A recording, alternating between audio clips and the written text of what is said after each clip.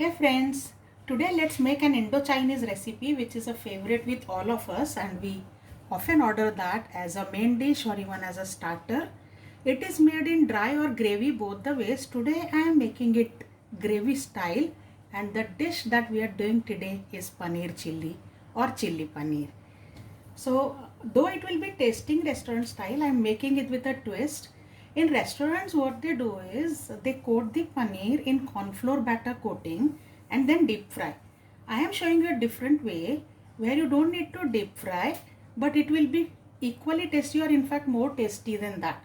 So let's get started. This is my preparation for the dish. I heat a pan here and add some oil to this. Not too much, just 1 teaspoon of oil is enough, and swirl it slightly so that the pan nicely get coated with the oil.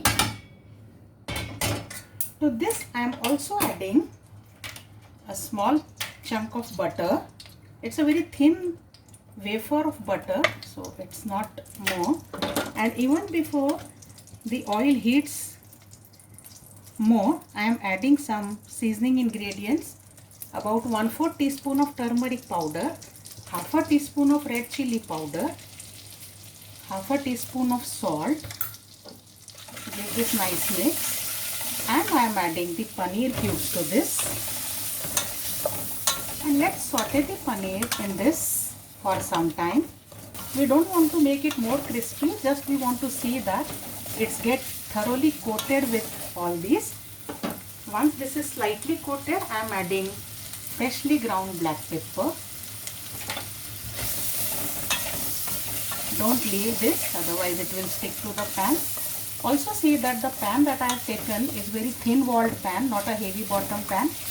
Only then you will get the Chinese kind of smoky flavor. So this is done, guys. I am taking this out. Off goes the flame and we'll take this out.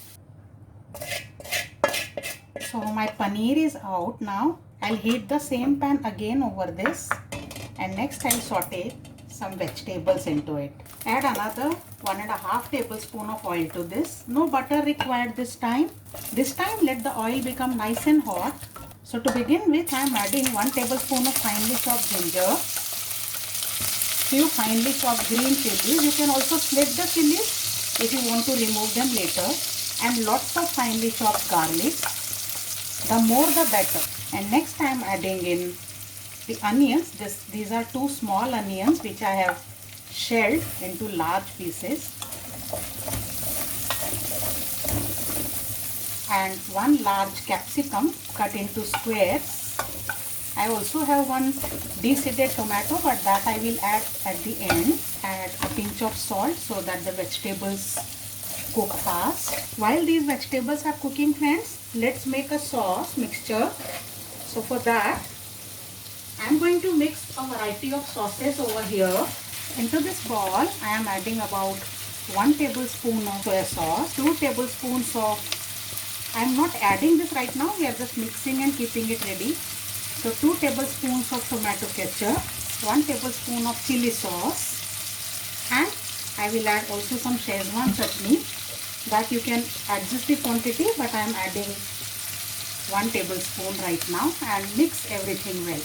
A little bit of this I will add just now to this, and this will increase the smoky flavor of the vegetables. The onions and capsicums are done slightly, but don't let them lose the crunch. So now I am adding these tomatoes over here. Don't cook tomatoes too much. I don't want them to lose the shape. And now let's add this sauce mixture which we had prepared. Remember, everything is 1 tablespoon. Only tomato ketchup is 2 tablespoons. And let them simmer with the sauce for some time. Now into the same bowl in which we mix sauces, I am adding 1 tablespoon of corn flour to some water and make a slurry. This we will add later, keep it ready. Let's add about half a cup of water now and let the water come to a boil. Now at this stage, just taste your gravy for seasonings and the sauces. For me it is perfect. If you find it sweeter, you can add more chili sauce, or you can add more soya sauce if you want darker color. So it's all up to you. I think I'll add a dash of more soy sauce here to give it a more rich dark color. Just half a teaspoon of soy sauce more. And now this has come to a boil. Let me add the spring onions, some more black pepper or even white pepper can be used, powder.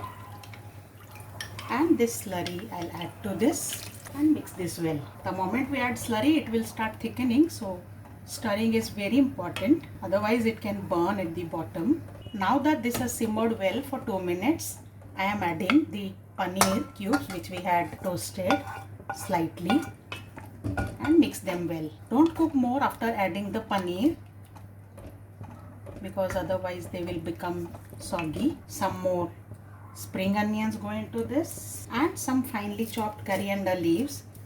It's Indo-Chinese, so coriander leaves are necessary to give Indian touch, right?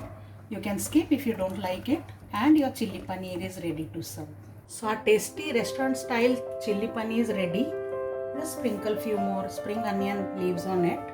You can enjoy this with Chinese fried rice, even boiled rice, roti, naan, parathas. It will just taste awesome with anything. So do try this chili paneer recipe with a twist and share your feedback in the comment section down. I will bring more such exciting recipes soon. So keep watching my channel, subscribe, press the bell icon and see you. Bye bye.